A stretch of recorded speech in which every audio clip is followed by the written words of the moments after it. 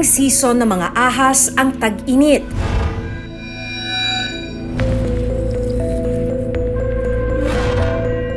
Kaya mas agresibo raw sila. Ang males, ang tendency din, courtship fight yan eh. So, mas matapang sila. Females, if ever, fertilized na sila at magsisimula ng mag-develop yung itlog doon sa loob ng body system nila. Mas matapang din sila kasi they tend to be protective. Sa ilang pagkakataon, nakakaengkwentro sila ng mga tao. Pwede sanang maagapan ang pagkakatuklaw ng ahas, pero dahil na rin sa layo ng ospital o minsan sa kakulangan ng anti-venom, may mga engkwentrong nauuwi sa kamatayan. Ngayong tag-init na at meron pa ring pandemya, paano mapipigilan ang mga kaso ng pagkamatay dahil sa kamandag ng ahas?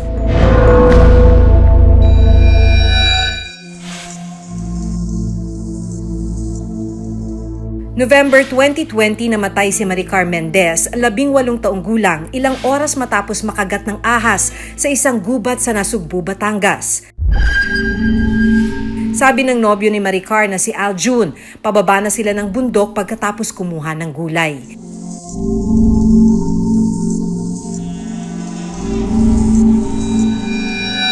Ilang sandali pa, Pinatakbo ko po yung girlfriend ko, so nadapa po siya, naabot siya ng kagat. Tapos nung makagat po siya, una sa may sakong lang po. Pangalawa pong kagat ng ahas doon sa may hita. Tapos po nung makagat siya sa may hita, saka ko pa lang po siya nataga. matapos hulihin at tagain ni Aljun ang ahas, pinugutan pa niya ito ng ulo. Bumitaw na po yung ahas, kagad ko pong tinalian yung kanyang may hita at humingi po ako ng tulong. Nilaksan ko na yung loob ko para lang talaga mapatay din yung ahas na yan kasi napakalaki po niyan eh. Kung hindi po dahil dyan sa ahas na yan, baka po buhay pa siya ngayon. Sa larawang ito, kumpirmadong ang makamandag na King Cobra ang tumuklaw kay Maricar. Dahil sa kumakalat na sakit na COVID-19, ayaw daw magpadala ni Maricar sa ospital. Pinili nitong magpunta sa isang albularyo. Tapos niuwi po namin dyan sa bahay namin, tapos pinagamot ko po sa albularyo. Sabi ng isang herpetologist, mabilis ang pagkalat ng kamandag ng cobra sa katawan ng isang tao. Neurotoxic siya, no? Ang bilis ng hirit niya sa nervous system, no? A victim can die within 30 minutes to 2 hours or minsan mas maiksi pa, like depende sa body build ng tao. Pag maliliit, tapos ang pagkakagat malalim, very concise, at maraming naipasok na venom sa kanya, mabilis siyang mamamatay. Nang makita nilang nanghihina na si Maricar bandang 10:00 ng gabi, nagpasya silang isugod na ito sa ospital. Dagdag hirap pa ang halos 3 oras na biyahe mula sa lugar nila papunta sa Batangas Provincial Hospital. Wala ring sasakyan sa kanila noong mga sandaling yun. Siyempre po yung mga oras po na yun, ang nararamdaman ko po, pinagkukang po siya, pinagdadasal ko po na magpumang po, lalaksan niya yung loob niya. Sabi ko po, malapit na kami sa ospital, kaya niya yun kasi malakas naman po ang loob niya. Kasi panay lang po yung ungol niya na hindi gusto niya magsalita, na hindi na po niya masabi yung gusto niya sabihin. Pero hindi na naagapan ang kamandag at tuluyang namatay si Maricar. Nung dumating yung patient dito sa amin, ano na siya, dead on arrival na. Wala na siya talagang pulse, wala nang spontaneous respiration. Pagkita ko kagad, nag-comment nga ako kagad, sabi ko wala na to. Yan nga po, medyo masakit din yung nangyari. Kung sa kanya po, napatay ko yung ahas, kaso hindi ka naman po siya niligtas. Walang supply ng anti-venom para sa King Cobra sa Batangas Provincial Hospital noong mga sandaling yon. Kaya mahihirapan din talagang makasurvive ang sino mang makagat nito.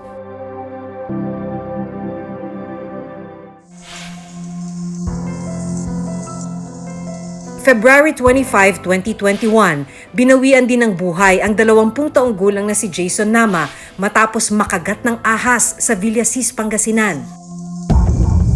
Nakatambay lang daw si Jason sa tabing kalsada kasama ang barkada nang bigla na lang lumabas ang isang ahas. Nakita po nila yung ahas ma'am na patawid daw sa kalsada. Kaya po nila nagsikuhan ng pamalo. Inakala raw nilang magbabarkada na patay na ang ahas, kaya hinawakan ito ni Jason. Pagkahawak po niyang ganun, natuklaw po yung kamay niya. Tapos hindi niya po sinabi agad. Ang sabi niya po sa mga kasama niya na ano lang po ng pako. Ganito ang behavior ng ilang ahas kapag nahaharap sa panganib. Magpapatay-patayan sila hanggang sa makakuha sila ng tiyempo para umatake. Kaya huwag daw hahawakan ng ahas kahit na hindi na ito gumagalaw. Predators kasi yan, snakes would wait, and then right at the moment they will play quiet, move less as possible. Tapos pag nandun na sila sa possession na sigurado sila sa conciseness ng attack, tsaka sila gagalaw. Ano lang po ma'am, wala pa pong isang oras ma'am nung pagkagat po niya, mga 30 minutes, sinabi niya pong namamanhid na yung katawan niya. Nawalan po siya ng malay, napahiga po sa kalsada. Yung mga kasama po niya, nataranta na po. Kaya kumuha ng mga tali, tapos dun po, habang tinatalian po, bumagsak na po yung katawan niya sa kalsada. Kaya po tinakbo nila agad sa ospital ma'am. Base sa nangyari kay Jason na wala pang 30 minuto ay nakaramdam na ng pagmamanhid at nawala ng malay, kumpirmadong Philippine Cobra ang nakatuklaw sa kanya. Isinugod sa Ordonez Medical Hospital si Jason, pero huli na ang lahat. May anti-venom sila sa ospital. Opo ma'am, may anti-venom po. Kahit sinaksakan naman po ng anti-venom ma'am, nahuli na po yung anti-venom na sinaksak ma'am kasi wala na po siyang malay ma'am nung sinaksakan siya ng anti-venom.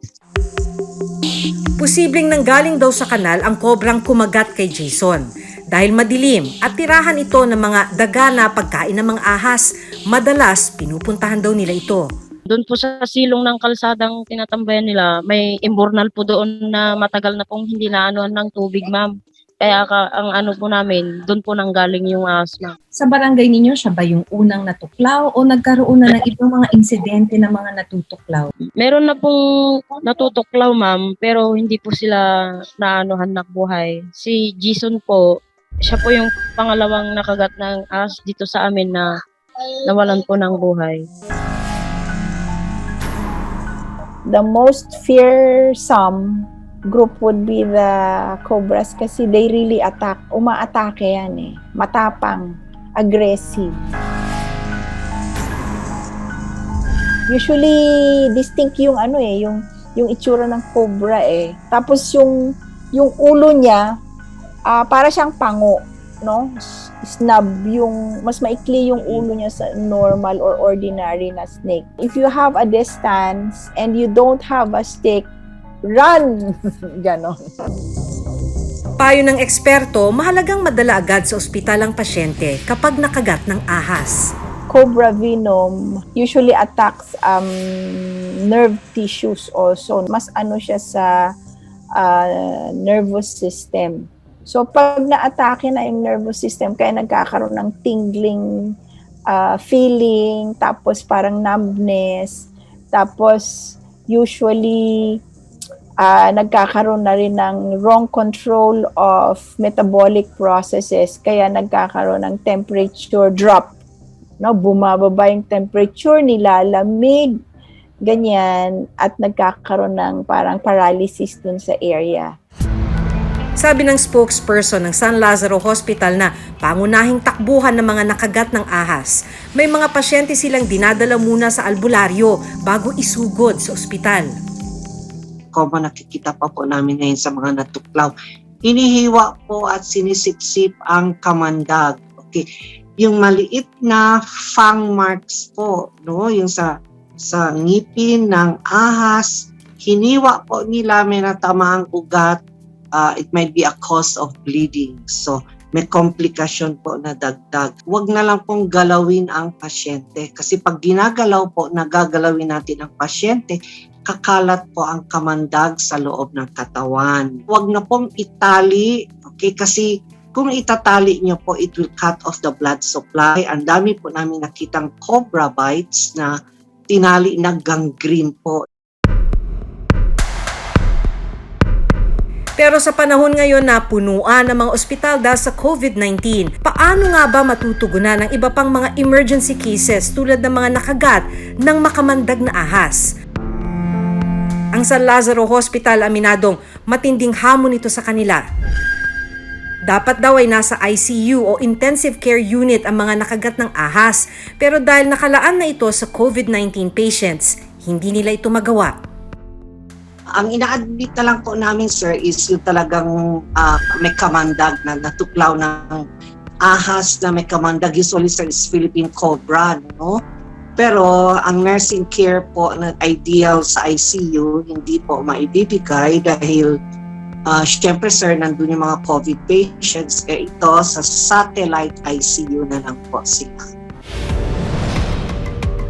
Anti-venom ang pangontra sa kamandag ng cobra. Pero para magawa ito, kailangan munang kunin ang kamandag mula mismo sa ahas. Sa isang farm ng RITM sa Los Baños, Laguna, nag-e-extract ng venom mula sa Philippine cobra. Kung sa mahirap, sir, talagang napakahirap po. Medyo mahirap po kasi unang-una po, hindi po pwede maging isang venom extractor ang isang tao kung wala siyang mahabang pagsasanay sa paghawak ng cobra. Kasi delikado nga po. Sa ngayon, kulang ang supply ng anti-venom sa bansa. Chinek ko po ngayon sa hospital, ilan ang natitirang vials or ampoules sa amin. Wala daw po. So, this is going to pose a problem po. Pag merong pasyenteng dumating and wala po kaming anti-venom, it happened before. So, hahanapin po namin, tatawag kami kaagad yan sa different regional hospitals po.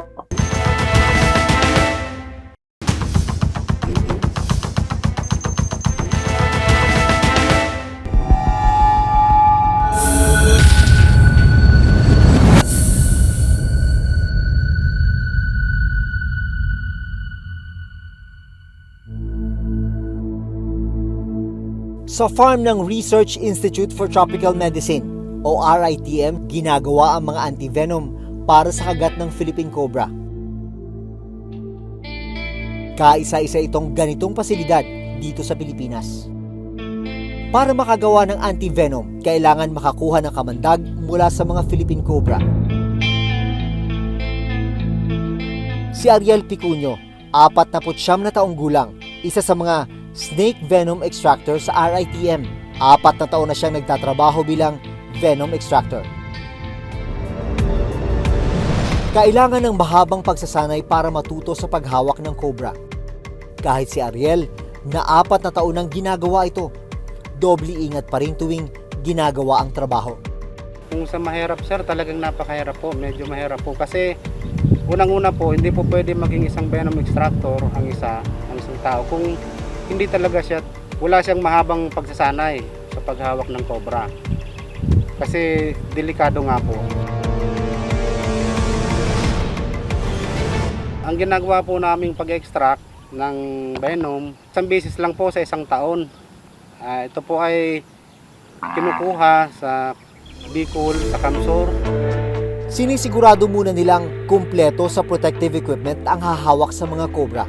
Kinukuhanan po ng timbang, kinukuhanan ng sukat, yung lapad ng cobra para ma-identify po siya na talagang venomous po siya. Mula sa kulungan ay maingat na ilalabas ang mga ahas. Hahawakan sa ulo at papakagatin sa isang tube para lumabas ang kamandag. Pagkatapos makolekta ang kamandag, ibabalik na sa kulungan ang mga ahas.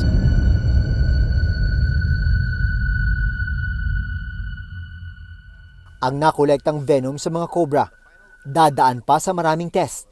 Dadalhin po yung nakolektang venom sa laboratory sa RITM upang i-process para gamitin pang-immunize sa mga horses na nasa EAFA na located sa Laguna. Pagkatapos ng mga test na nakolektang kamandag, ituturok naman ito sa mga kabayo para sa animal immunization. Kaya raw kasi ng katawan ng kabayo ang high doses ng toxin o venom. According to WHO standards po, na ito po yung animal of choice dahil po sa kanyang size and hindi po yung maintenance po niya at saka po yung reaction niya dun po sa venom dahil maganda po siya mag-produce ng antibody. Matapos makolekta ang dugo mula sa kabayo, dadaan pa ito sa antibody purification, sa concentration of antibody, bago maging Purified Cobra Antivenom o PCAV. Kahit na ngayong panahon ng COVID-19 pandemic, may mga nangyayari pa ring life-threatening emergencies.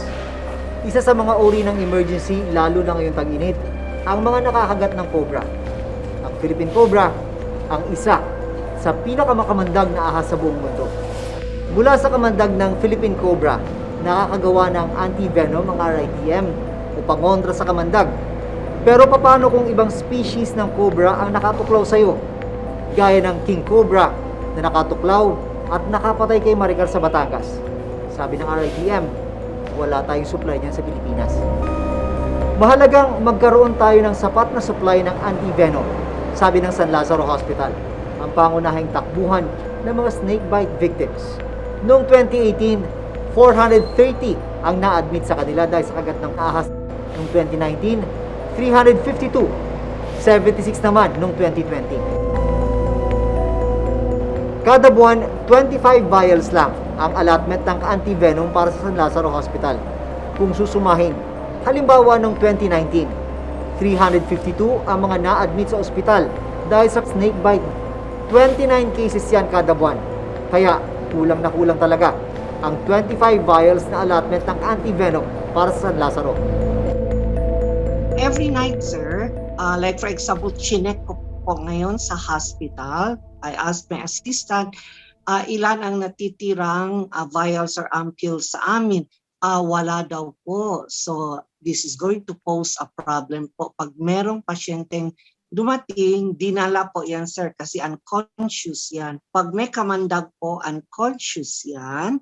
So, dadalhin yan sa amin po and wala po kaming anti-venom. It happened before.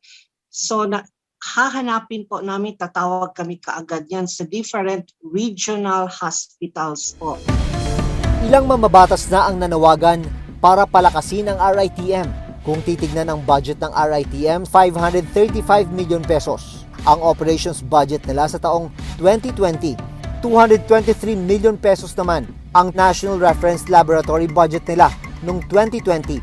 Patuloy daw ang kanilang research and development para maparami ang supply ng antivenom sa bansa. Ngayong may pandemic, nakita ang kahalagahan ng research and development. Naramdaman rin kung ano ang epekto ng kakulangan nito.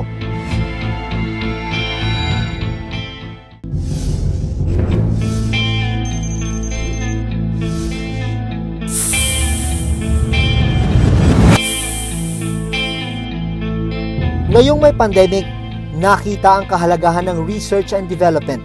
Naramdaman rin kung ano ang epekto ng kakulangan nito. Dapat lang na mabigyan ito ng prioridad dahil ang bawat bagong gamot o treatment gaya ng antivenom, buhay ang pwedeng maisalba. Hanggang sa susunod na Huwebes, ako si Maki Pulido. Ako si Jun Veneracion at ito nakatala sa aming Reporter's Notebook.